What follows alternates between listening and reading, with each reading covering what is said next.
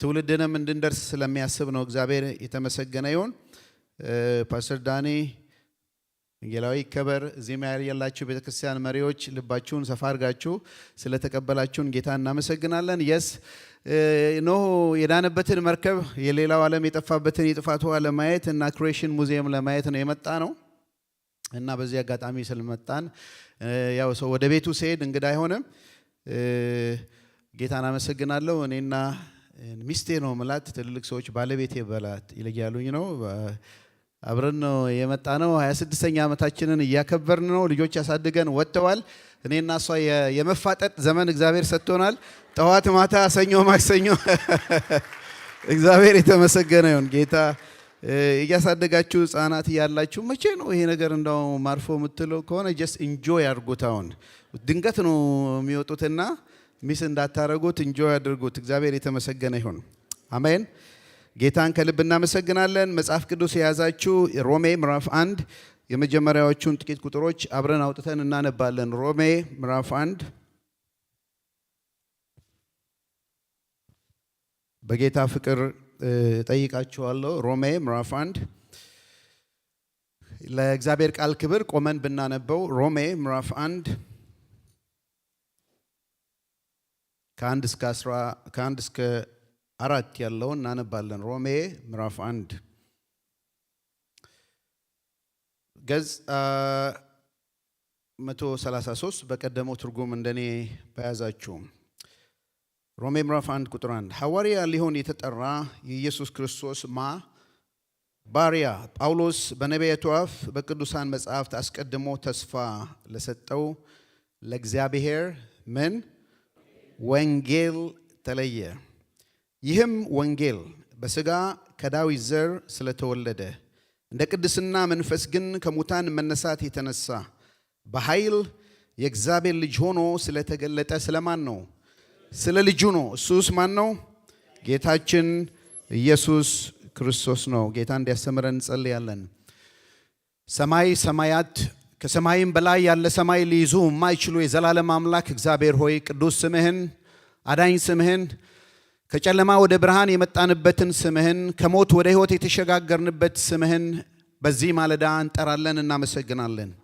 አቤቱ የቃል ፍቺ እንዲያበራ ለኔ የተማረ ምላስ እንድሰጠኝ እዚህ ቁጭ ብሎ ለሚያደምጠው ሕዝብ የተማሪ ጆሮ እንድሰጥ በሚዲያም ለሚሰሙ ከይህም ሪኮርድ ተደርጎ በትውልድ ሁሉ ለሚሰሙ እግዚአብሔር ሆይ የወንጌል ብርሃን እንዲበራ የወንጌል ትርጉም እንዲነገር እንለምናለን። አምላካችን ሆይ ግሩም ነህ፣ ድንቅ ነህ። በጌታ በኢየሱስ ክርስቶስ ስም አሜን፣ አሜን፣ አሜን። እንቀመጣለን። የአምላካችን የእግዚአብሔር ስም የተመሰገነ ይሁን። ዛሬ ወደ ልቤ በጣም በተጠጋ ነገር ነው። እናንተም በኢቫንጀሊዝም ዙሪያ ይህ የመንግስት ወንጌል ለፍጥረት ሁሉ ይሰበካል ከዛ ምጣት ይሆናል እንደሚል በዚህ ትም ዙሪያ እንደምትነጋገሩ ከሰማው በኋላ ስለ ወንጌል ብናገር ጥሩ ነው ብዬ አስቤያለሁ። ወንጌልን የዛሬ 43 ዓመት አካባቢ ነው የሰማሁት። እድሜ ስንት ነው እንዳትሉኝ አደራ።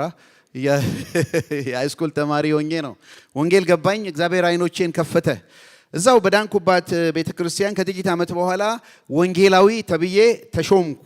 የወንጌል ባላደራ ወንጌል ተናጋሪ ሆኖ እና ማመልክባት ቤተክርስቲያን ደግሞ ወንጌላዊት ቤተክርስቲያን ናት። በጌታ ደግሞ ያሳደጉኝ ወንጌላዊ አባባሻኛ ወንጌላዊ ሚኪያስ የሚባሉና ወንጌልን ከወንጌላውያን ሰምቼ በወንጌላዊት ቤተክርስቲያን ወንጌል ሰምቼ እኔም ራሴ ወንጌላዊ ሆኜ የተሾምኩባት እስከ ዛሬም ወንጌልን የምናገርበት ጊዜ ነው። እና ወንጌል ምንድነው? እና መሰረታዊ የሆነ ጥቂት ነገር ላነሳ ወዳለው ወንጌል ሲባል አንደኛ ቆሮንቶስ 9:23 ላይ እንደምታዩት ስለ ወንጌል ምን አደርጋለሁ? አንዳንድ ነገር አብዛኛውን ነገር ስለ ወንጌል ሁሉን አደርጋለሁ። ስለ ወንጌል ሁሉን አደርጋለሁ። ጌታ ይባርካችሁ። እኔና እነሱ ነው አብረን የምንሰብከው። ወንጌል ምንድነው? እንደው ከጥቂት ነገር ብንነሳ ወንጌል ማለት ቸሮሬ፣ ደጎሬ፣ መልካም ወሬ፣ የምስራች ማብሰር ማለት ነው። ቸሮሬ፣ ደጎሬ፣ የምስራች። እንዳውም አሁን ሮሜ ባነበብኩላችሁ ክፍል ጳውሎስ ደጎሬና ቸሮሬን አብሮ ቸሮሬንና ክፉ ወሬን አብሮ ነው የሚነግረን። ማለት ደጎሬ የሚመጣው ከክፉ ወሬ በኋላ ነው። መልካም ነገር አሁን ታማችሁ ክፉ ወሬ ነው መታመም። ክፉ ነገር ነው። መድኃኒት ሲገኝ ምንድን ነው? ደጎሬ ነው። ለምሳሌ ሮሜ 3:23 ላይ በከፊል ግማሹ ምን ይላል? ሁሉ ኃጢአት ሰርተዋልና የእግዚአብሔር ክብር ጎሏቸዋል ይላል። ሁሉ ኃጢአት ሰርተዋል። ቁጥር 24 በኢየሱስ ክርስቶስ በሆነው ቤዛነት በኩል እንዲያው በጸጋው ይጸድቃሉ። ኃጢአት ሰርተዋል፣ ክብር ጎሏቸዋል። ክፉ ወሬ ነው፣ ቸር ወሬው። በኢየሱስ ክርስቶስ በሆነው ቤዛነት እንዲያው ይጸድቃሉ አይደለም። ሮሜ 6:23 የኃጢአት ደሞዝ ምንድን ነው? ክፉ ነው ወሬ ነው፣ ደግ ወሬ ነው? ክፉ ወሬ ነው። ሞት ክፉ ወሬ ነው። ሮሜ 6:23 እዛው ላይ ደግሞ የእግዚአብሔር የጸጋ ስጦታ ግን በክርስቶስ ኢየሱስ ምንድን ነው? የዘላለም ሕይወት ነው። የዘላለም ሞት ክፉ ወሬ ነው። የዘላለም ሕይወት ደግ ወሬ ነው። አሁንም ስናይ ሶስተኛው ሮሜ 5:10 ላይ የእግዚአብሔር ጠላቶች ሳለን ጠላትነት ከእግዚአብሔር ጋር ክፉ ወሬ ነው። እዛው ላይ በልጁ ሞት ደግሞ ከእሱ ጋር ከታረቅን እርቅም ካገኘን በኋላ በሕይወት መዳናችሁ እንዴት የላቀ ትልቅ ነገር ነው። ቸር ወሬ ነው። ቸር ወሬ ነው። ደግ ወሬ ወንጌል መናገር ማወጅ ነው እና ትልቁ የምስራች ማለት ነው። ትልቁ የምስራች የሞትን ዜና ለሰማዘው ሕይወት መናገር ትልቅ የምስራች ነው። ትልቅ የምስራች በአዳም በሰራው ኃጢአት ምክንያት ከእግዚአብሔር ተለይተን ጠላቶች ነበርን። ክፉ ወሬ ነው። በክርስቶስ ኢየሱስ ደግሞ ባገኘነው ድነት የእግዚአብሔር ልጆች ሆነናል። ቸር ወሬ ነው። አንድ ሰው በጣም ታመመና በጠና ሐኪም ቤት ሄደ እና ዳያግኖሲስ ተደረገ። ሰውነቱ እየሳሳ በጣም እየታመመ መጣ እና ሁሉ ነገር ከጨረሰ በኋላ ዶክተሩ ደወለለትና ተገናኘው። ሪዛልቱ መጥቷል እና አለው። ቀጠረው እና አብሮ ቁጭ እያለ have bad news and good news የትኛውን ነው ቀድመ መስማት የምትፈልገው አለው። ክፉ ወሬ ያለኝ ደግ ወሬ ያለኝ አሰበና ያው ታማሚ ሰው ስለሆነ መጀመሪያ ባድ ኒውሱን ልስማ ቀጥሎ ጉድ ኒውሱን ይሻላል እና መጀመሪያ ባድ ኒውሱን ንገረኝ፣ ክፉ ወሬውን ንገረኝ ሲለው ልትሞት 4 ሳምንት ነው የቀረህ አለው። ጥሩ ወሬውን እኮ ነው ንገረኝ። ምንድነው? ባድ ኒውሱን እኮ ነው ንገረኝ ያልኩት። ልትሞት 4 ሳምንት ነው የቀረህ። ይሄ ምንድነው? ጉድ ኒውስ ነው አለ። ጉድ ኒውስ ነው አምታትቸው ነው። ጉድ ኒውሱን ንገረኝ ኖ ባድ ኒውሱን ንገረኝ። አም ባድ ኒውሱን ንገረኝ። ልትሞት 4 ሳምንት ነው። ጉድ ኒውስስ ልነግርህ ስፈልግ 2 ሳምንት ፈጅቶብኛል። በርብጣችሁ ስሙት። ጉድ ኒውሱ 4 ሳምንት ነው። ባድ ኒውሱ ስንት የሰውዬ ስንት ነው የቀረው? 2 ሳምንት ነው። ለሚሞት ሰው ምንም ማለት አይደለም። ጉድ ኒውስም ባድ ኒውስም አይደለም። ጳውሎስ በኃጢአታችሁ ምክንያት የዘላለም ሞት ነበራችሁ፣ ትሞቱ ነበር። ለነገራችሁ ስፈልግ የ15 ቀን ያልፈጀብኝም አይደለም። ነገር ግን በክርስቶስ ኢየሱስ በኩል ደግሞ የዘላለም ሕይወት አላችሁ። ወንጌል እንደዚህ ነው።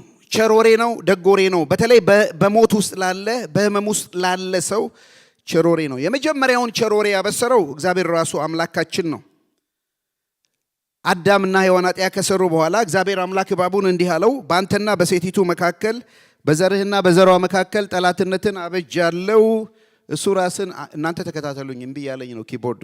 እሱ አናትን ይቀጠቅጣል፣ አንተ ተረከዙን ትቀጠቅጣለህ ስላለው ማለት ነው። የመጀመሪያውን ቸር ወሬ እግዚአብሔር ነው ያበሰረው። በክርስቶስ ኢየሱስ ስለሚመጣው ደህንነት ከሴቲቱ ዘር የሚወለደው የዲያብሎስን አናት እንደሚቀጠቅጠው ስለሚያምን ማለት ነው። እና ይሄ ቸር ወሬ እግዚአብሔር ራሱ ነው የመጀመሪያውን ቸር ወሬ፣ የድነትን ወሬ፣ የምስራች፣ በሌላ አነጋገር ወንጌልን ያበሰረው። the first gospel ይሉታል፣ ወይንም ደግሞ the first promise of redemption እግዚአብሔር ራሱ ነው የተናገረው ለአዳምም ለዲያብሎስም። በክርስቶስ ኢየሱስ ስላዘጋጀው ድነት ማለት ነው። ሶስት ነገር ስለ ወንጌል ልንገራችሁና ተመሳሳይ ሐሳቡን ምንድነው ወንጌል ምን ማድረግ አለብን ስለሚለው ነገር ነው። አምስት ነገር ነው የምነግራችሁ፣ ግን እንደ መግቢያ ይሄን ሶስት ቃል እንድትጠቀሙ አደራ እላችኋለሁ። የሚገርም ሆኖ አግኝቼዋለሁ። ወንጌል አደራ ነው። ወንጌል ዕዳ ነው። ወንጌል ግዴታ ነው። ኬታ መጣሁ ብትሉኝ አንደኛ ተሰሎንቄ 2:4 ላይ ነገር ግን ወንጌልን በአደራ ለመቀበል እግዚአብሔር ብቁ አድርጎ ስለቆጠራቸው ሰዎች ሆነን እንናገራለን። ወንጌልን አደራ እንደሰጠው ሰው አደራ እንደተቀበለው ሰው እንናገራለን። ምን ወንጌል ምንድነው? አደራ ነው በሉኝ እዚህ ግሩፕ። ሁለተኛ ደግሞ እዚህ ግሩፕ ያላችሁ ወንጌል ደግሞ ዕዳ ነው። ዕዳ ነው። ሮሜ 1:14 ላይ ለግሪክ ሰዎችና ላልተማሩ ለጥበበኞች ለማያስተውሉ ምን አለብኝ? ዕዳ አለብኝ። በሮሜ ላላችሁ ለእናንተ ደግሞ ወንጌል ልሰብክ ተዘጋጅቻለሁ። ዕዳ አለብኝ። ባለዕዳ ነኝ።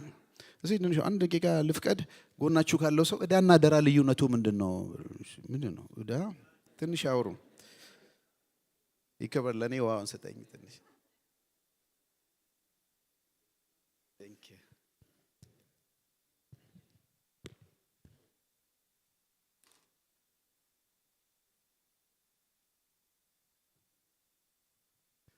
ልክ ነው። እንደ አጠገባችሁ ያለው ሰው እንደነገራችሁ ነው ወይ እንደነገረቻችሁ ነው። አደራ በሰጪው ኢኒሼቲቭ ይሄን ዕቃ አስቀምጥልኝ ሲል ነው። ዕዳ ደግሞ በተቀባዩ ኢኒሼቲቭ ይሄን ነገር ሲያበድረኝ ተብሎ የሚወስደው ዕዳ ነው። ዕዳን አደራን ደግሞ አለመክፈል ዕዳ ነው። እሱ በጣም የከፋ ነገር ነው።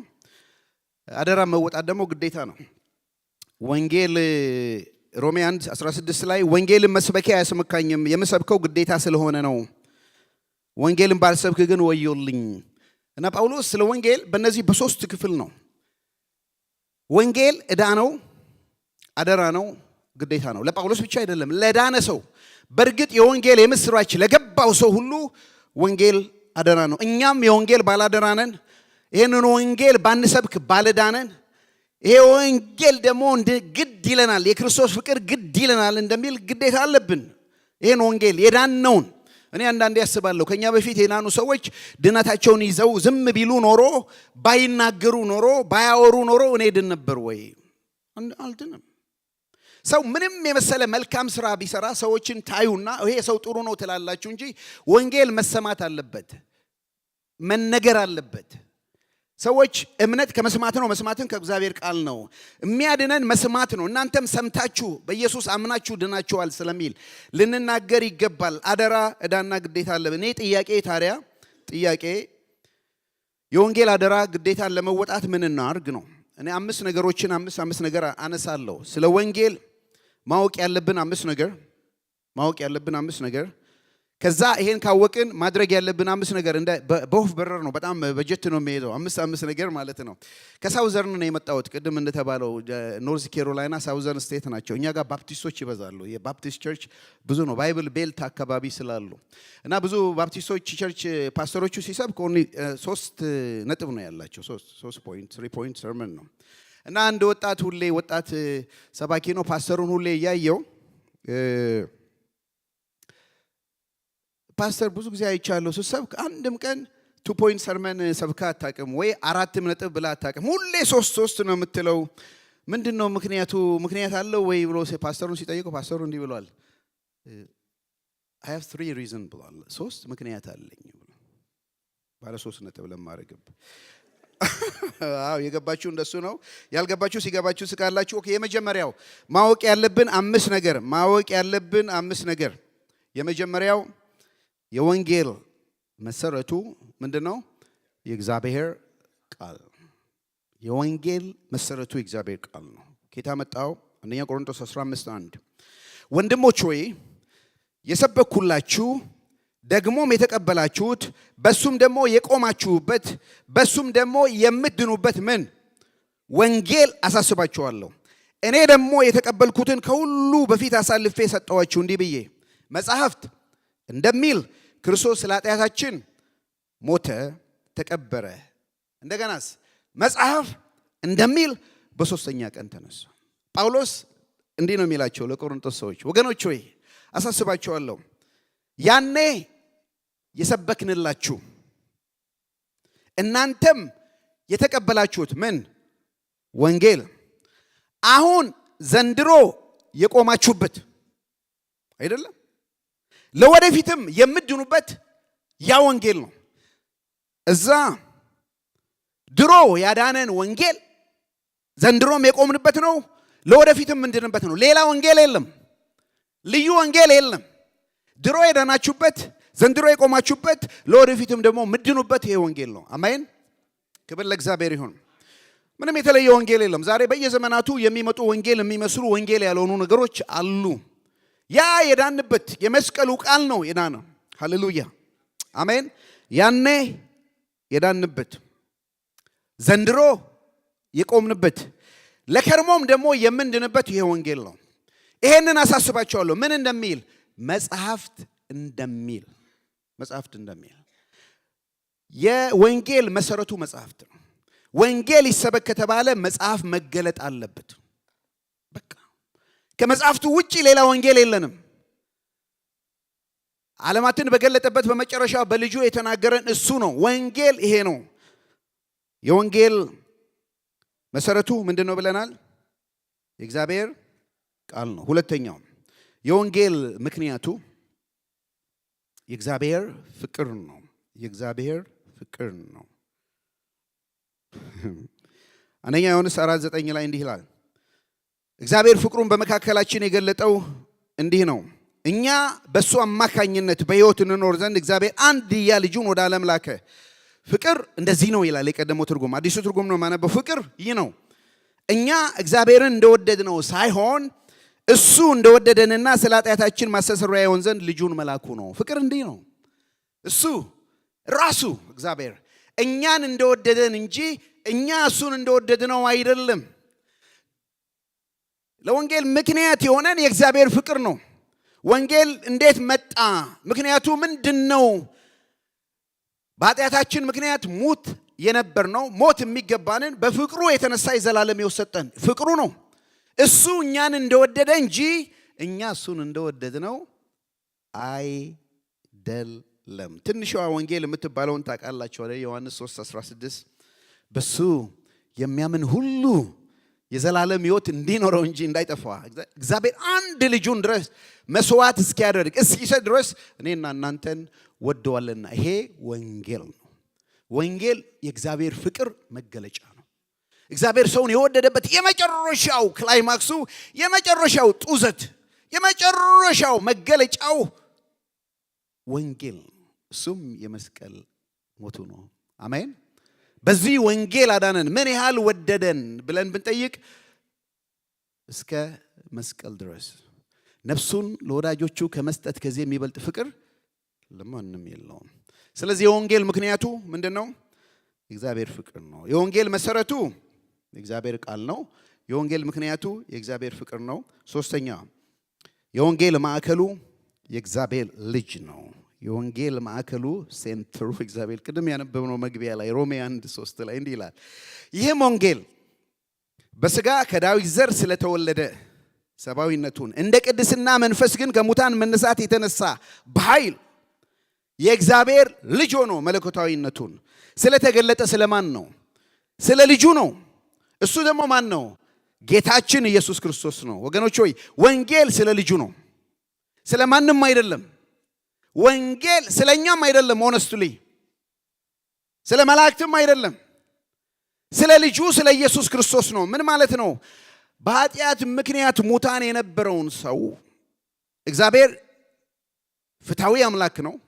ኃጢአትን ምሰራ ነፍስ ትሞታለች፣ መሞት ነበረብን። በእኛ ምትክ ግን በእኛ ቦታ በእኛ ፈንታ አንድ ልጁን መስዋዕት በማድረግ በእኛ ላይ ያለውን ፍርድ በሱ ላይ ስለሆነ እኛ በሱ ሆነን የእግዚአብሔር ጽድቅ እንሆን ዘንድ ስለኛ ኃጢአት አደረገው ልጁን። ስለዚህ ወንጌል ስለ ልጁ ነው፣ ስለ ኢየሱስ ክርስቶስ ነው፣ በእኛ ምትክ ስለሞተው ነው።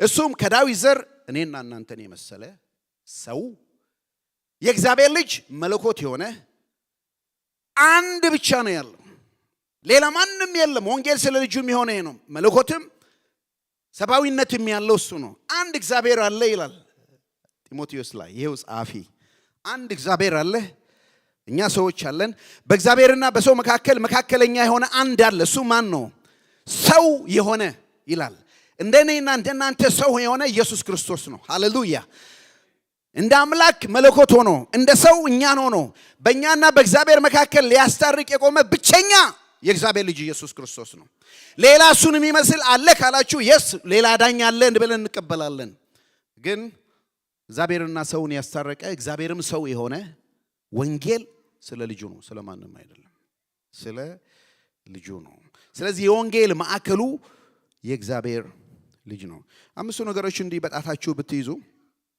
ይሄ ዋናው ነገር የወንጌል መሰረቱ ምንድነው ብለናል የእግዚአብሔር ቃል ነው አይደለም ሁለተኛው ምን ብለናል የእግዚአብሔር ፍቅር ነው ወደ መስቀሉ ፖይንት ያደረግን መካከለኛው ምንድነው የእግዚአብሔር ልጅ ነው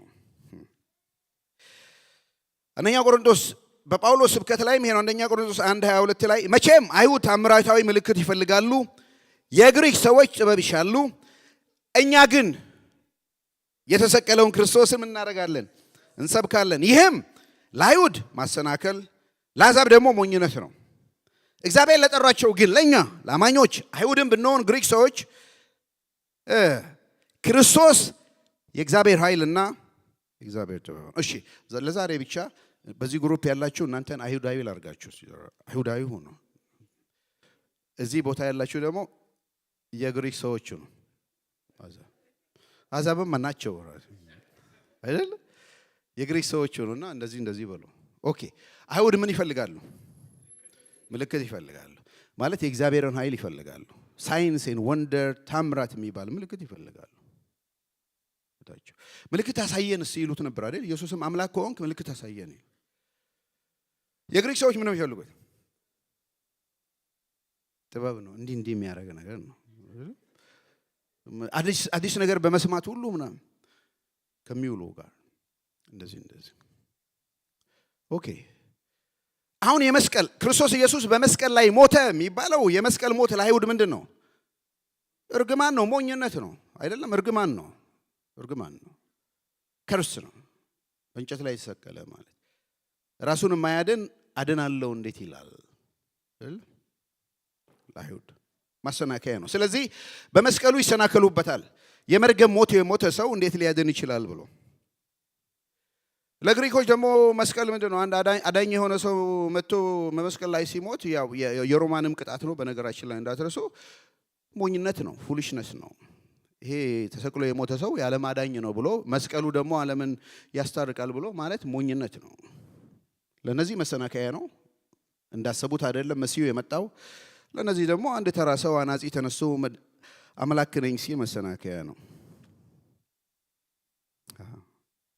ለኛ ግን ለምናምን ቁጥር 24 ላይ አይሁድም ብንሆን የግሪክ ሰዎች ብንሆን ክርስቶስ ምንድነው የእግዚአብሔር ኃይል ነው ተአምር ማድረግ የሚችል ኃይል ነው ከሞት መነሳት የሚችል ኃያል ነው የእግዚአብሔር ኃይል ነው ክርስቶስ ኢየሱስ ለግሪክ ሰዎች ደግሞ የእግዚአብሔር ክርስቶስ ምንድነው ጥበብ ነው የእግዚአብሔር ጥበብ ነው ላወቀውና ለተረዳው ሳይንሱም ወንደሩም ታምራቱም ሚራክሉም ኢየሱስ ክርስቶስ አለ ጥበቡም ዕውቀቱም ኢየሱስ ክርስቶስ አለ የእግዚአብሔር ጥበብ ኢየሱስ ነው የእግዚአብሔር ኃይል ኢየሱስ ነው ስለዚህ መስቀሉ ሲሰበክ ታምራት አለ ኃይል አለ ድል መንሳት አለ ከሞት መነሳት አለ መስቀሉ ሲሰበክ ጥበብ አለ ዕውቀት አለ አእምሮን ይለውጣል በሌላ አነጋገር የመስቀሉ ቃል ልብን ይለውጣል አእምሮን ይለውጣል እግዚአብሔር የልብም ያእምሮም አምላክ ነው ምረጡ አልተባልንም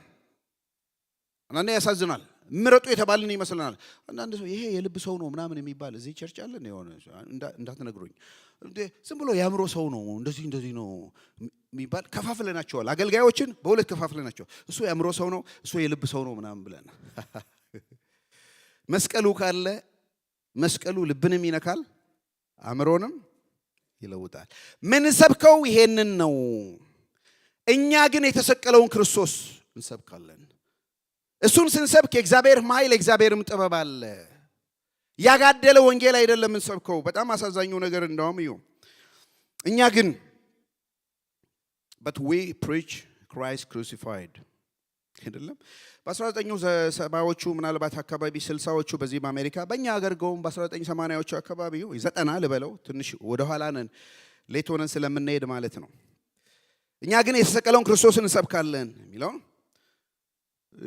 አይ መከራ ምናምን አያስፈልግም የመከራ ዘመን ደርግ ዘመን አበቃ ምናምን አሁን የሰላም የብልጥግና ዘመን ነው አለና የተሰቀለውን የሚለውን ሰረዝ ነው እኛ ግን ማንን እንሰብካለን ሆነ ክርስቶስን እንሰብካለን ሆነ ማለት ኦኬ አሁን ደግሞ the last 10 years ምናምን ክርስቶስንም ራሱ ሰረዙብንና እኛ ግን እንሰብካለን ሆነ ሞሽን እኮ አለ አሁን ቤተክርስቲያን ውስጥ ሁሌ የሆነ ቦታ ሄዱ የሚሰበክ ነገር የሆነ ሰው የሚያወራው ነገር አለ መድረክ ላይ ቆሞ እኛ ግን እንሰብካለን ይናገር ማለት ይሄ ሞቲቬሽናል ስፒች ምናምን የሚባለውን ሰምታችኋል የሚያነቃቃ ቸርች ውስጥ መጣችሁ ተነቃቅታችሁ ግን ክርስቶስ የለም መስቀሉም የለም ክራይስትለስ ክርስቲያኒቲ ነው ክሮስለስ ክርስቲያኒቲ ነው ጆን ስቶት የተባለው ሰው እንደተናገረው የዘመናችን ወንጌል የዘመናችን ክርስትና ያለ መስቀሉ ያለ ክርስቶስ ሆኗል ክርስቶስም ሞቷል መስቀሉም ሞቷል እኛ ግን እንሰብካለን እና ፊል ጉድ አይነት ጋስፕል ሰምተን እንሄዳለን ማለት ነው አይደለም ክሩሲፋይድ ክራይስት ማከሰበከ ይሄ ሰው ሁሉ አይ አንዳንድ ቦታ በጣም የሚገርማችሁ ሁሌ ስለ ክርስቶስ እንዴት ይሰለቻል እኮ ግን አንዳንዴም ስለኛ ተናገር ነው ኦኬ ሪሊ ቤተክርስቲያን ውስጥ በሳምንት አንዴ መተን ስለኛ ቤቱ የማን ነው እግዚአብሔር ነው መስቀሉ ሪማይንድ የሚያደርገን ምንድነው ሞቱና ትንሳኤ ነው ዓለማትን ሁሉ ለማን ነው የፈጠረው በልጁ ነው የፈጠረው የዓለማት ትኩረት ሁሉ ስለማን ነው ስለ ልጁ ነው ይሄ ሁሉ ነገር ተያይዞ በልጁ ላይ ነው የእግዚአብሔር ትኩረት ልጁ ላይ ነው መስቀሉ ላይ ነው ያባቱ ልብ ልጁ ላይ ነው የኛ ልብ ቤት ነው አይደለም በጣም ያሳዝናል እኮ እና ከዚህም ሀገር አሁን ከሀገራችንም እኛ ግን እንሰብካለን ነው ማንን አላቅም ኢየሱስን የሚመስል ሌላ ኢየሱስ በቤተክርስቲያን እየሰበከ ነው ሌላ ኢየሱስ ጸሎት የሚመስል ሌላ ጸሎት ተተክቷል መዝሙር የሚመስል ሌላ መዝሙር ተተክቷል አይደለም ስብከት የሚመስል ሌላ ስብከት ተተክቷል በጣም አስገራሚ ዘመን ውስጥ ነው ያለ ነው እኛ ግን ማንን እንሰብካለን እግዚአብሔርን አመሰግናለሁ ስለዚህ ቤተክርስቲያን ስላላችሁ አገልጋዮች ፓስተር ዳኒ ከረጅም ጊዜ ነው ጀምሮ ማቀው በዩኒቨርሲቲ ህብረት ውስጥ በነበሩት ጊዜያት ባሳለፈው በብዙ አገልጋዮች ውስጥ የእጁ አሻራ አለ እስከዛሬም ድረስ ክራይስት ሴንተርድ የሆነ መልእክት ነው የሚያስተላልፈው እቺም ቤተክርስቲያን ክራይስት ሴንተርድ የሆነች ናት ስለእናንተ ጌታን አመሰግናለሁ ብዙ አብያተ ክርስቲያናት እንዲህ አይደሉም አንፎርቹኔትሊ ቤቱ ጌታ እንዲህ ብለዋል ቤቴ ለአሕዛብ ሁሉ ምን ትባላለች የጸሎት ቤት ትባላለች የጸሎት ቤቱ ደግሞ በገዛ ደሙ የዋጃት የክርስቶስ ቤተክርስቲያን ናት አሜን አራተኛው የወንጌል ኃይሉ የእግዚአብሔር መንፈስ ነው የወንጌል ኃይሉ የእግዚአብሔር መንፈስ ነው ቶሎ ሊድ የወንጌል ኃይሉ የእግዚአብሔር መንፈስ ነው ቀለበጣታችን ማለት ነው ወንጌላችን በኃይልና በመንፈስ ቅዱስ በብዙ መረዳት እንጂ በቃል ብቻ ወደ እናንተ አልመጣም በእናንተ ዘንድ ስለእናንተ እንዴት እንደነበርን እናንተ ራሳችሁ ታውቃላችሁ ይላል አንደኛ ቆሮንቶስ 2:4 ላይ ደግሞ ቃሌም ስብከቴም የመንፈስን ኃይል በመግለጥ እንጂ በሚያባብል የጥበብ ቃል አልነበረም ይኸውም እምነታችሁ በእግዚአብሔር ኃይል እንጂ በሰው ጥበብ ላይ ብቻ እንዳይመሰረት ዋው አሁን ጳውሎስ ቅድም ያወራነው ነው ለአይሁድና ለግሪክ ሰው ንግግሬ ጥበብን ቢሰጥ ዕውቀትን ብቻ የዚህ ዓለምን ፊሎሶፊ ፍልስፍና አይደለም ነገር ግን የእግዚአብሔርን ኃይል በመግለጥ ነው የእግዚአብሔርን ኃይል ደግሞ ሲገለጥ መጽሐፍ ቅዱሳዊ በሆነ ፋውንዴሽን እውነተኛ በሆነ በእግዚአብሔር ቃል ላይ የተመሰረተ ነው እንዳውም ደስ የሚለው ሮሜ 1:16 ላይ እንዲህ ይላል በወንጌል አላፍርምና ምክንያቱም ለሚያምኑ ሁሉ ለድነት የሚሆን የእግዚአብሔር ምንድነው ኃይል ነው በወንጌል አላፍርም ወንጌል የእግዚአብሔር ምንድነው ኃይል ነው ስለዚህ የወንጌል ኃይሉ የእግዚአብሔር መንፈስ ነው እንደ እውነቱ ከሆነ ወንጌል ስንሰማ ኃጢአተኛ ነሽ ብሎ የሚወቅሰን ኮንቪክት የሚያደርገን እሱ ነው እኔ በሄድ ይሻላል ከሄድኩ በኋላ እሱ ልካለሁ እሱ በመጣ ጊዜ ዓለምን ስለ ኃጢአት ስለ ጽድቅ ስለ ፍርድ ይወቅሳል የጌታ መንፈስ ነው የሚወቅሰው ወንጌል ያለ እግዚአብሔር መንፈስ ቅዱስ ምንም አይደለም ጊልቲ ነህ ተብሎ አንድ ወንጀል የሰራ ሰው ማንም ብዙ ሎየር ፕሮፌሽናል በጣም የታወቁ ሆኖ ቢያፋጥጡት ኖ አይ አም ናት ጊልቲ ሊል ይችላል የእግዚአብሔር መንፈስ ግን ሰው ሲነካው የተደበቀን እንኳን ኃጢአት ይናዘዛል እግዚአብሔር መንፈስ የሰዎችን ልብ ለድነት ያዘጋጃል። አሜን። አምስተኛ ስለ ወንጌል ማወቅ ያለብን የወንጌል ዓላማው የእግዚአብሔር ክብር ነው። የወንጌል ዓላማው የእግዚአብሔር ክብር ለማንም አይደለም። ቀደም እንዳልኳችሁ ኤፌሶን 1ን አንብቡት። ኤፌሶን 1:12 ላይ ላንሳ። ይኸውም በክርስቶስ ተስፋ በማድረግ የመጀመሪያ የሆነው እኛ ለክብሩ ምስጋና እንሆን ዘንድ ነው። 13 እናንተ ደግሞ የእውነትን ቃል ይኸውም የድነታችንን ምን ወንጌል በሰማችሁ ጊዜ ወደ ክርስቶስ ምን ሆናችኋል? ተጨምራችኋል። አምናችሁም በሱ በመሆን ተስፋ ሆኖ በተሰጠው በመንፈስ ቅዱስ ማህተም ታተማችሁ። ለክብሩ ምስጋና ለመሆን የእግዚአብሔር የሆኑ እስኪዋጅ ድረስ እሱ ለርስታችን ዋስትና የሚሆን መያዣ ነው። አረብ ሰፈር የሚባል ቦታ ነው ያደግኩት፣ አዋሳ ከተማ ውስጥ። አባቴ ጨርቃ ጨርቅ ሱቅ ይሸጥ ነበር እና ገና ልጅ እያለሁ መድረኩ ሳልደርስ የሆነ ማቆሚያ አድርጎልኝ የአራተኛ ክፍል ተማሪ እያለሁ ይሸጥ ነበር እና ድሮ ለምሳሌ አንዲት እናት ቀሚስ ልታሰፋ ብትመጣ 3 ሜትር ነው የሚያስፈልጋት እንበል። ጨርቁ አንዱ ሜትር 100 ብር ቢሆን 3 ሜትር ስንት ነው? 300 ብር። እሺ ወይዘሮ አየለች እንትና የምትባል ሴት ኦኬ 300 ብር ከሌላት 100 ብር ትከፍላለች። ምን ይባላል? ቀብድ ይባላል። እዚህ ሀገር ላላችሁ ዳውን ፔመንት ማለት ነው። እዚህ ላደጋችሁ ኦኬ 100 ብር ትከፍልና ስንት ይቀራታል? 200 ብር ይቀራል። 100 ብር ስትከፍል ጨርቁ 3 ሜትሩ ይቀደዳል። ሰፊው ይለካታል። በልኳ ልብሱ ይሰፋል። እና የቀጠሮው ቀን ስትመጣ ምን ይዛ ትመጣለች? 200 ብር ይዛ ትመጣለች። 100 ብር ስለከፈለች ልብሱ በራሷ ልክ በዲዛይኑ ተሰፍቶላታል። ግን የሷ ነው ናጥያት አይደለም፣ ገና ነው። ምን ይቀራል? ሙሉ ክፍያ ይቀራል። ልክ በቀጠሮ ቀን ትመጣ 200 ብር ይዛ ትመጣለች። መዝገቡ ይከፈታል። 100 ብር ከፍላ 200 ይቀርባታል። ለዚህ ቀን ቀጠሮ ተሰጥቷል ይባላል። ልክ 200 ብር ሲመጣ ይሰረዛል። ሰፊው ያወርድና ግጥም ማርጋ ትለብሳለች። እያማረች ወደ ቤቷ ትሄዳለች። ወይዘሮ አየለች የምትባሉ ካላችሁ ይቅርታ አድርጉልኝ። እዚህ እናንተ ባመናችሁ ጊዜ መንፈስ ቅዱስን ተቀበላችሁ። በተስፋው በመንፈስ ቅዱስ ምን ሆናችኋል?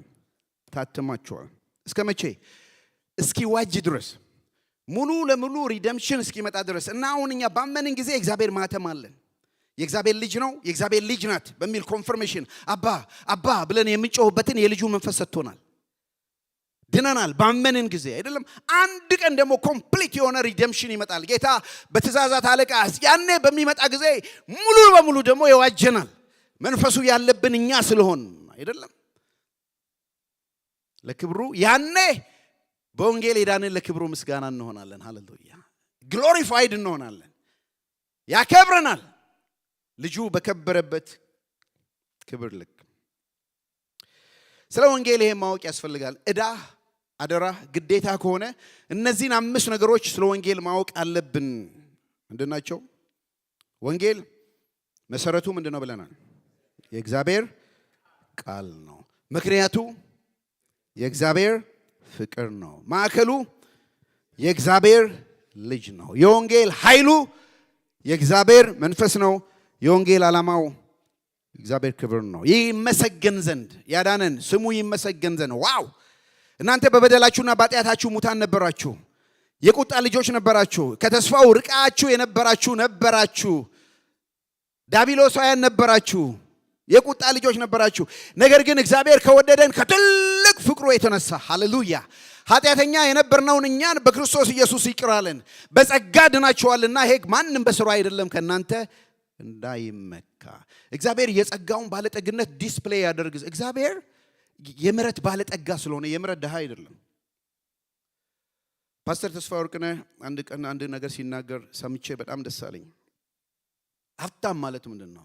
ከደቡብ ስለመጣ ሀብታም ነው ሀብታም ነው የሚባለው። ድሮ በእኛ ስናደ ቱጃር ይባል ነበር። ደርሳችሁበታል? አሁን ደግሞ ምንድን ነው የሚባለው? በጣም ባለጠጋ የሆነ ሰው ሚሊዮነር ቢሊዮነር። ኦኬ ፈረንጅኛዋ ማለት ነው ቢሊዮነር። እዛዛ አካባቢ እያሉ ነው። ጋይ ተስፋ ሲናገር እኔ በነበርኩ ጊዜ አንተ በጣም ሀብታም ነው ሲባል አንድ ቃል እንጠቀም ነበራል። ይሄ የጨቀየ ሀብታም ነው እንል ነበራል። በጣም የጨቀየ በሀብት የጨቀየ ሀብታም ነው እንል ነበር። እና እግዚአብሔር በምህረት የጨቀየ አምላክ ነው።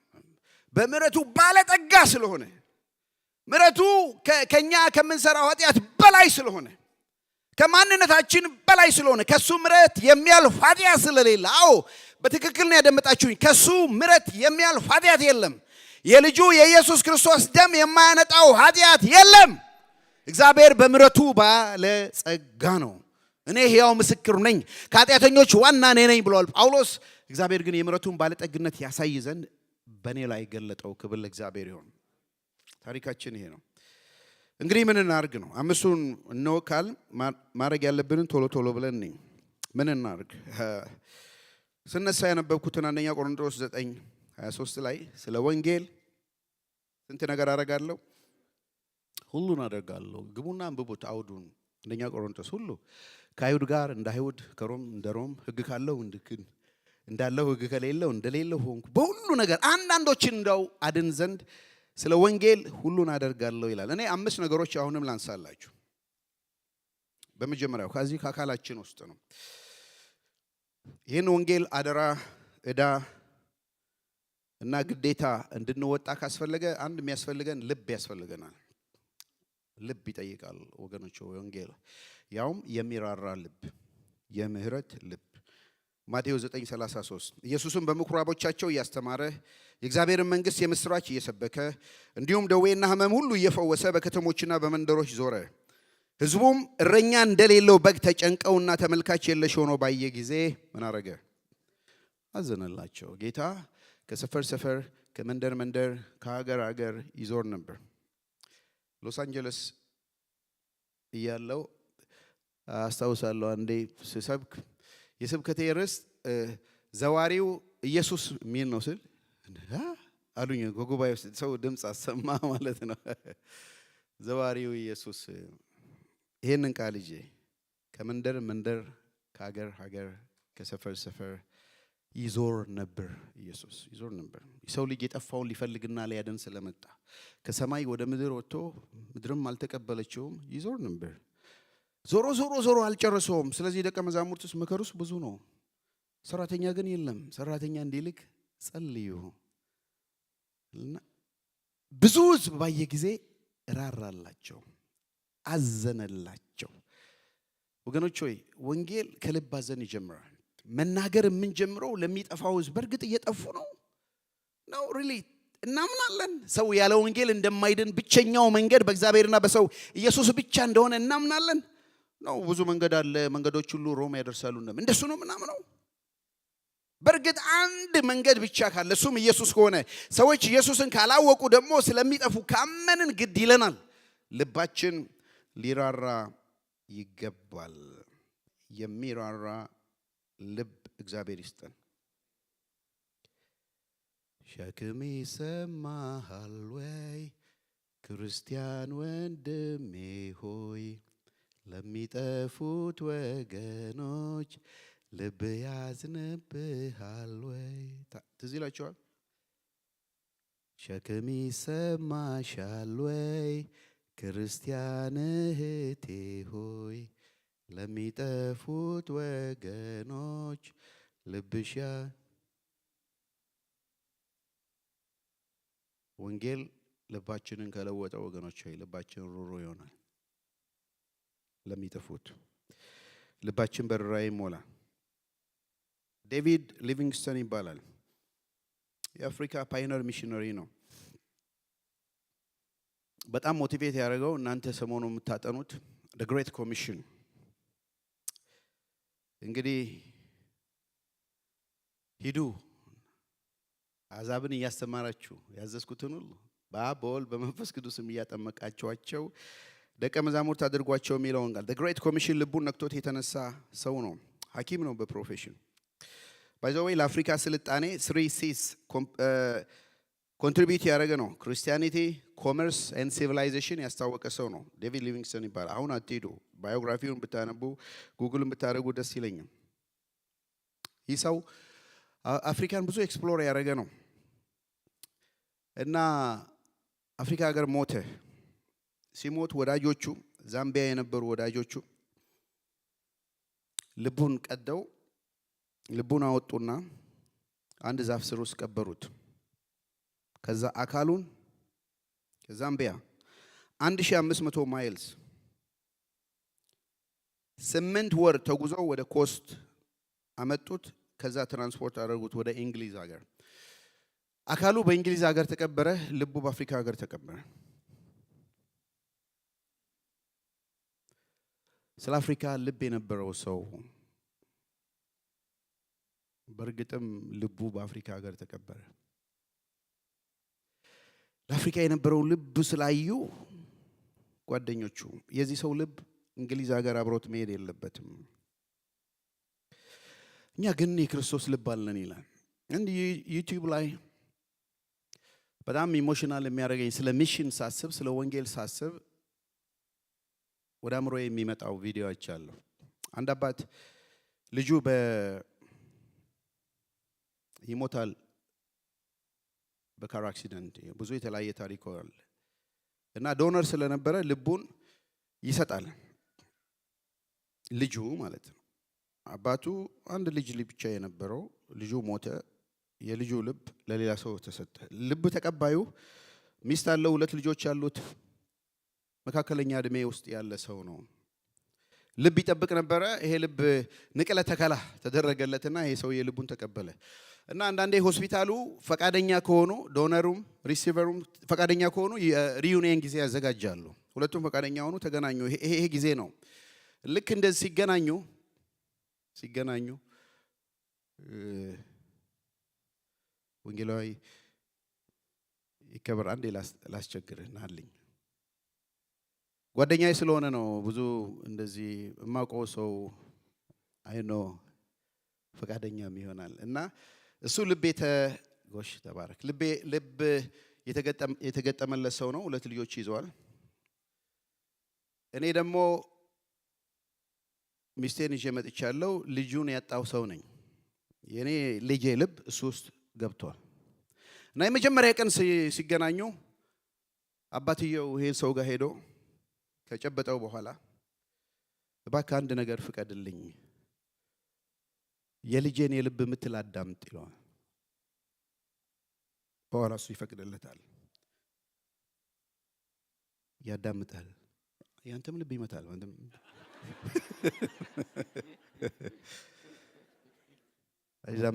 ያዳምጣል። ዞር አለና ወደ ሚስቱ my son is alive, my son is alive። ልጄ በሕይወት አለ። ይኸው ሚስቱን ጠራና ነይ አዳምጪ አላት። እሷም ታዳምጣለች፣ እንባዋን እያፈሰሰች። ጌታ ይባርክ፣ ተባረክልኝ። ልጄ በሕይወት አለ፣ አዳምጥኩት። እኛ ግን የክርስቶስ ልብ አለን። እኔ ጌታ ወደዚህ መጥቶ ቅድም ልቡ አዘነ ይላል። የኔን ልብ መጥቶ ሲያዳምጥ የልጁን የልብ ምት ያዳምጥ ይሆን ወይ? ሰማያው ወደ እናንተ መጥቶ ተጠግቶ ሲያዳምጥ በርግጥ የክራይስት ልብ አለን ወይ? የሱ ልብ እንደሚመታ ነው ወይ ልባችን የሚመታው? ልቡ በውጪ ካሉት ነው። 99ን እንኳን የዳነ ትቶ አይደለም አንድ ፍለጋ መሄድ ነው። የሚፈልግ ልብ አለን ወይ? የክርስቶስ ልብ ተገጥሞልናል ወይ? መጽሐፉ እንዲህ ነው የሚለው። እኛ ግን የክርስቶስ ልብ አለን፣ የክርስቶስም አእምሮ አለን። ሌላው ትርጉም ይለዋል ክርስቶስ እንደሚያስብ እናስባለን ወይ? ክርስቶስ ደግሞ እንደሚፈልግ እንፈልጋለን ወይ? አለን ወይ? ይሄ ለእናንተ ሰጣለሁ። ዴቪድ ሊቪንግስተን ትልቅ ዊትነስ ነው። ከኖረበት ከጥሩ ኑሮ ተነስቶ የሄደ ሰው ነው። እግዚአብሔር ልባችንን ይለውጠው። አሜን። የልጁን መልክ ያስመስልን። ሁለተኛ አይኖቻችን አዝመራውን ይመልከቱ። ቶሎ ሊድ ኢየሱስም እንዲህ አላቸው፣ ዮሐንስ 4:34 የኔ ምግብ ያላገኝን ፈቃድ ማድረግና ስራውን መፈጸም ነው። እናንተ ከ4 ወር በኋላ መከር ይደርሳል ትሉ የለም? እነሆ አዝመራው ለመከር እንደደረሰ ቀና ብላችሁ ማሳውን ተመልከቱ እላችኋለሁ። አይናችሁን እዩ። አዝመራው እኮ ደርሷል። ሃርቨስት ታይም ነው፣ ነጥቷል። ግን የሚሰበስበው የለም።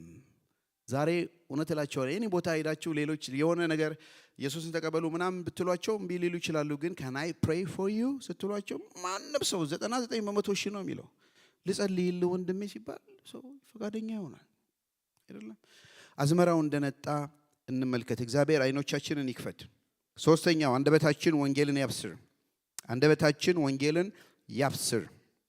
ሐዋርያት የጌታ ኢየሱስ ክርስቶስ ትንሣኤ በታላቅ ኃይል ይመሰክሩ ነበር። በሁሉም ላይ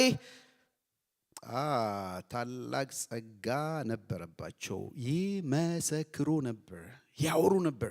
ዝም በሉ ሲባል እንዴ ዝም አንልም። ለምን? ጌታ ተናገሩ ብሏል። ማንን ነው መታዘዝ ያለብን? እሱ ተናገሩ ካለ እንናገራለን። ነገሥታት ሁሉ ዝም በሉ በዚህ ስም አትናገሩ ሲባል ኖ የምንሰማው እሱን ነው። እልፍ ልሳን ሺህ አንደበት ኖሮኝ ቢሆን ምን አለበት ስለ አምላኬ ድንቅ ሥራ እንድመሰክር። ይሄ መዝሙር ሲዘመር የነበራችሁ አላችሁ የላችሁም? ወይ የኔ ዘመን ሰዎች የላችሁ ማለት። እግዚአብሔር አንደበታችንን ይክፈት። አሜን። አራተኛው ምንድነው? ልባችን ይራራ፣ አይናችን ይመልከት ነው ያለው። ሶስተኛ ያለፍኩት አንደበታችን ይመስክር። አሁን ደግሞ ወደ እጃችሁ መጥቻለሁ። ይሄ ነው ብዙ ጊዜ የሚያቀያይመኝ ከሰዎች ጋር ከሰሚዎች ጋር። እጆቻችን ለመልካም ስራ ይዘርጉ። ይህን አስታውሱ። ጥቂት የሚዘራ ጥቂት ያጭዳል፣ ብዙ የሚዘራ ብዙ ያጭዳል። እያንዳንዱ ሰው በቅሬታ ወይም በግዴታ ሳይሆን በልቡ ያሰበውን ያህል ይስጥ። ምክንያቱም እግዚአብሔር በደስታ የሚሰጡትን ሰው ይወዳል። ይሄ ራይም ያደርጋል። ኦኬ፣ በቅሬታ ወይም በግዴታ ሳይሆን በምን? በደስታ። ሁል ጊዜ በሁሉ ነገር የሚያስፈልጋችሁን አግኝታችሁ ለበጎ ስራ ሁሉ እንድትተርፉ እግዚአብሔር ጸጋን ሁሉ ሊያበዛላችሁ ይችላል። ወንጌል ገንዘብ ያስፈልገዋል። ልጆቻችን ለመልካም ስራ ሲዘረጉ ቅድም እንደሰጠነው ማለት ነው ወንጌል ይሰራጫል። እስከ ኮሎምበስ፣ ኦሃዮ፣ አሜሪካ፣ አፍሪካ እስከ ምድር ዳርቻ ድረስ ከዚህ ቤት ወንጌል መውጣት አለበት። ከዚህ ቤት ሚሽን መውጣት አለበት። ከዚህ ቤት የሚቀጥሉት ትውልዶች መላክ አለባቸው፣ መናገር አለባቸው። በዚህ ካልቸር በዚህ ቋንቋ ነው ያደጉት። እኛም አንደርሰው ሊደርሱ ይችላሉ። እነሱ ትሬን ሆኖ ሰልጥነው ከዚህ ቤት መውጣት አለባቸው። ወንጌል ይዘው መሄድ አለባቸው። እነሱን ደግሞ ለመላክ እኛ መደገፍ አለብን። አንዱ ወዳጄ ሲናገር ነው እንደው ወንጌል የሚለው ላይ ገ የሚባል ፊደል አለው አይደለም? እንዲሁ ለማስታወስ ያህል ወንጌል እንዴት ይሄድ ብላችሁ ከጠየቃችሁኝ እንደው አማርኛ ተመራችኋል። ገጉ ጊ የሚባል ነገር ተመራችኋል አይደለም? እሱን ላስተምራችሁ እንደው ፊደል እስቲ ብዬ ነው።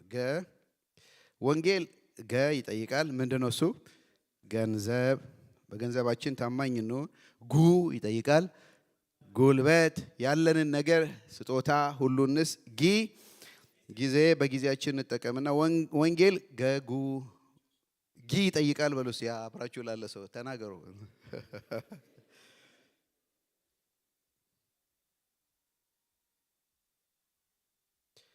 አምስተኛው የመጨረሻው ማድረግ ያለብን እግሮቻችን ስለ ወንጌል ይዝሩ። በተራሮች ላይ የቆሙ የምስራቹን ይዘው የሚመጡ እግሮች፣ ሰላምን የሚናገሩ መልካም ዜና የሚያበስሩ ድነትን የሚያውጁ ጽዮንን አምላክሽ ነግሷል የሚሉ እንዴት ያማሩ ናቸው። እግሮቻችን ይራመዱ ወገኖች ሆይ። እግር ከሰጠን እንሄድ፣ እንላክ በእጃችን። እግዚአብሔር ደግሞ የጠራን በምንሄድበት ነሰሰሊ እንደ ዴቪድ ሊቪንግስተን አፍሪካ ሄዱ አይደለም። የምትሰሩበት መስሪያ ቤት የእናንተ ሚሽን ፊልድ ነው፣ የወንጌል ስፍራ ነው። ጎረቤቶቻችሁ እስቲ የምትኖሩበትን ቤት ይዩ፣ አካባቢ ይዩ።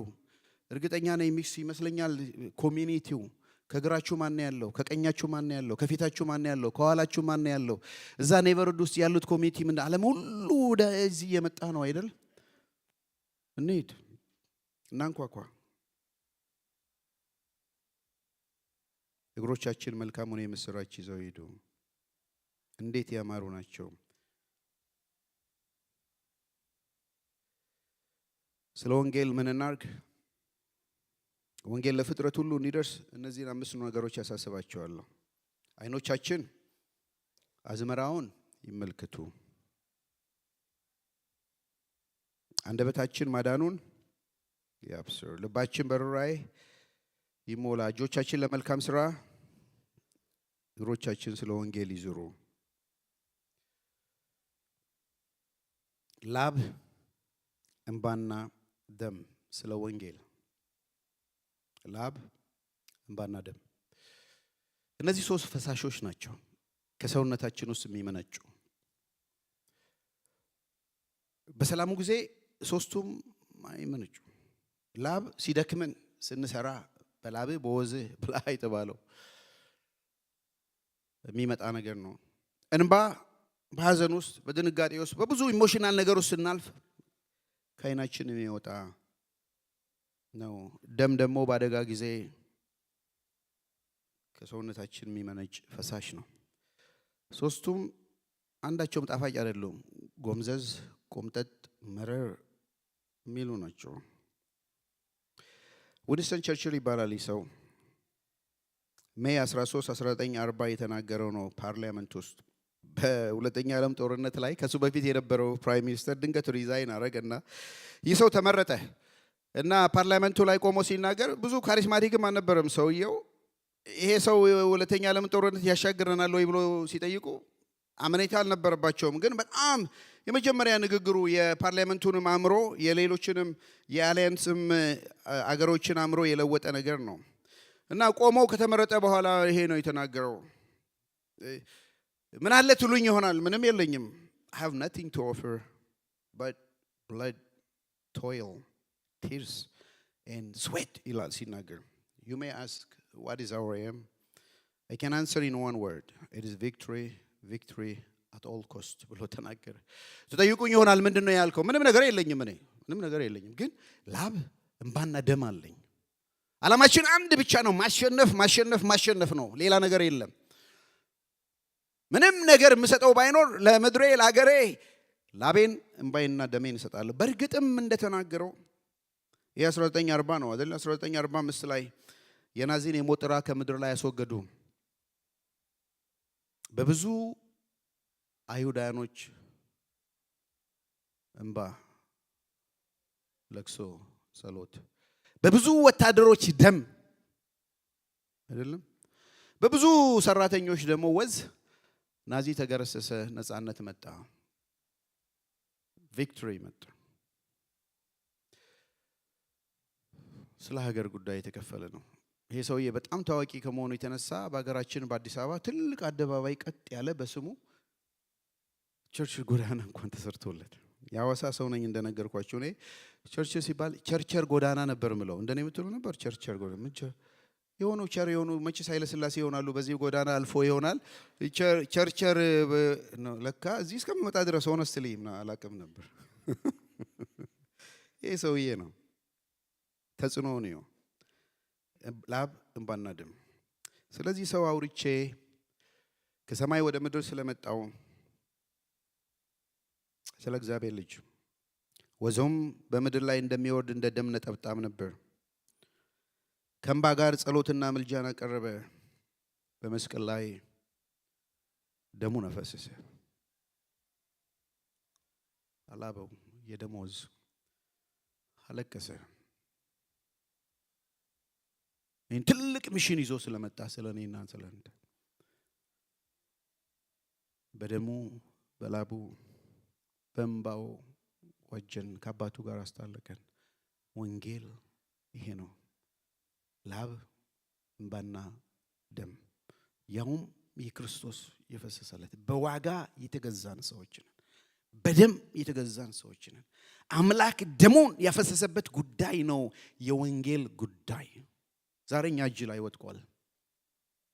ላብ እንባና ደም ይጠይቃል። በዘመናችንም እኔ መቼስ ደማችሁን ስጡ ማለት ይከብደኛል። እኔም ስላልሞትኩ ማለት ነው። ላብና እንባ ግን ይጠይቃል።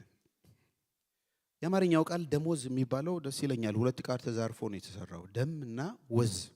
እንደው በየ15 ቀኑ በየወሩ የሚሰጣችሁ ምንድነው?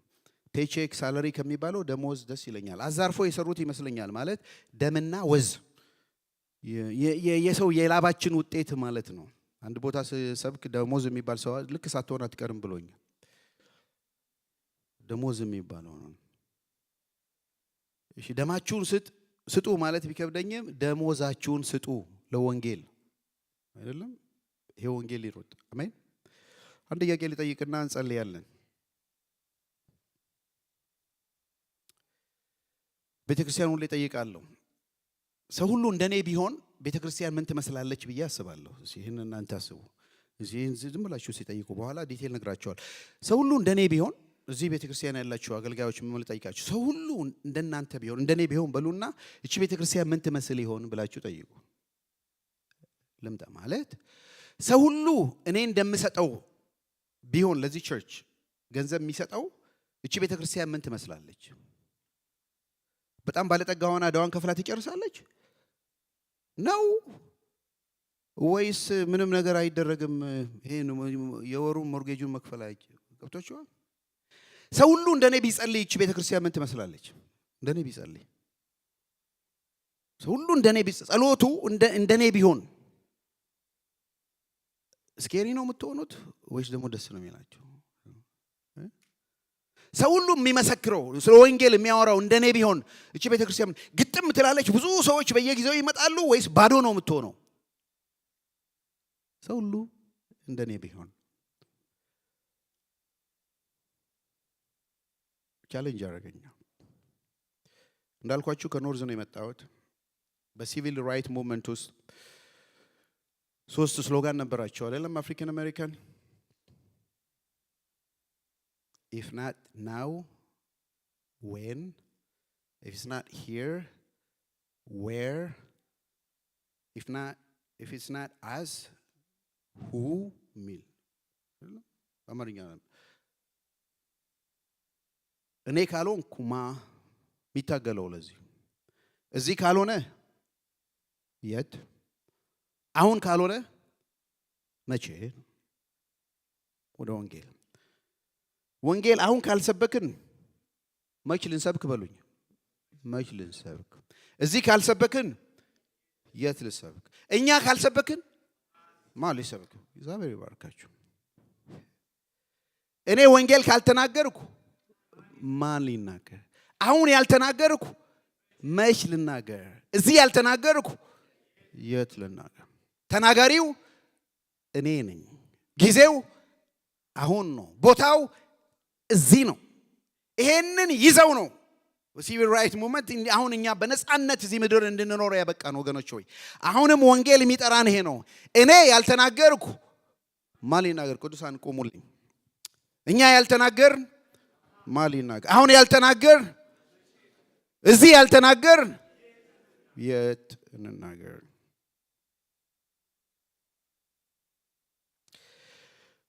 ሁሉ ከሱ በሱ ለሱ ነውና ለሱ ለዘላለም ክብር ይሁን። አሜን አሜን አሜን አሜን። ከሰማነው ነገር ዋናው ቁም ነገር ይሄ ሁሉ ቢጠፋባችሁ፣ አምስቱም ነገር ቢጠፋባችሁ፣ ይሄ አይጥፋባችሁ። የዳንበትን የክርስቶስ ወንጌል በመረዳት ምንነት እንደሚገባ በመረዳት ወንጌልን ለፍጥረት ሁሉ በማድረስ እግዚአብሔርን እናክብር። ይህ የመንግስት ወንጌል ለሕዝብ ሁሉ ይሰበካል። ስንረዳው 26ኛው ስላይድ ላይ አድርግልኝና እንጸልያለን። ጥሪ ያቀርባለሁ እዛው በቆምንበት እግዚአብሔር አይኖቻችንን እንዲከፍተው። ተባረክልኝ። አዝመራውን እንመልከት። አንደበታችን ይናገር ወገኖች። ልባችን በርራይ ሞላ፣ እግሮቻችን ይጫሙ። እንጸልያለን። ለመጀመሪያ ጊዜ እዚህ መጣችሁ አላችሁ፣ ምናልባት መጣችሁ ያልወሰናችሁ ይሄ ወንጌል ዛሬ ሰማችሁ አይደል?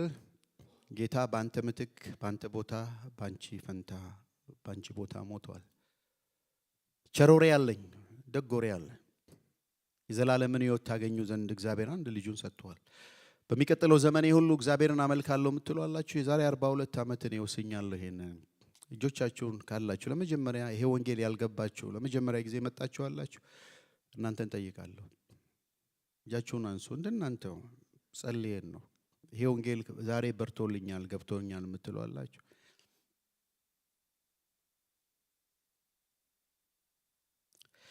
ከሌለን ወገኖች ሆይ ይሄን ኮሚትመንት ልባችሁ እንዲጠይቅ ጠይቃችኋለሁ። እኔ ያልተናገርኩ ማን ሊናገር?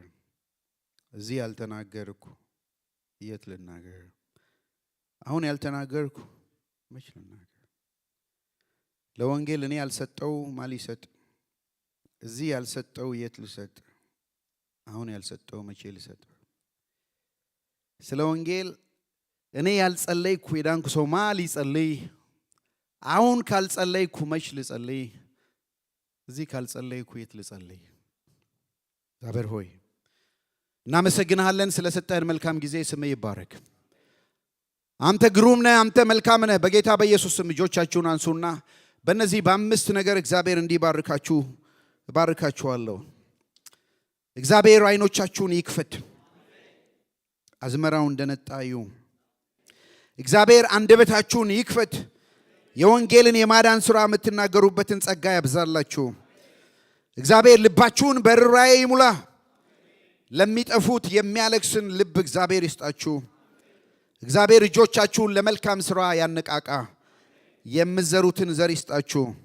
እግዚአብሔር እግሮቻችሁን ይባርክ፣ መንገዳችሁን ያቅና። በምትገቡበት ቤት ሰላምን ይዛችሁ ግቡ። እግዚአብሔር ሆይ እናመሰግንሃለን፣ እናከብረሃለን። ወንጌል ከዚህ ቤት ስለሚወጣ በየአራቱ አቅጣጫ በሰሜን፣ በደቡብ፣ በምስራቅ፣ በምዕራብ ስለሚወጣ እስከ ምድር ዳርቻ ድረስ ስለሚደርስ ከዚህ ቤት ወንጌላውያን ስለሚወጡ፣ የቃል መልእክተኞች ስለሚወጡ፣ ሚሽነሪዎች ስለሚወጡ፣ እስከ ምድር ዳር የሚደርሱ በሚቀጥለው ትውልድ ማዳንን የሚናገሩ ስለሚወጡ፣ የወንጌል በርደን ያላቸው ስለሚወጡ፣ ልባቸው በወንጌል የሚቃጠል ትውልድ ስለሚወጣ እናመሰግናለን። ከሁሉ በላይ እናመሰግናለን ጌታ ሆይ እንባ ላብና ደም ስላፈሰሰልን ስለ ልጅ ስለ ኢየሱስ የወንጌል ምስጢር ስለበራን እናመሰግናለን። ክብር ላንተ ይሁን። ሃሌሉያ። እግዚአብሔር ቃል ያመጣል።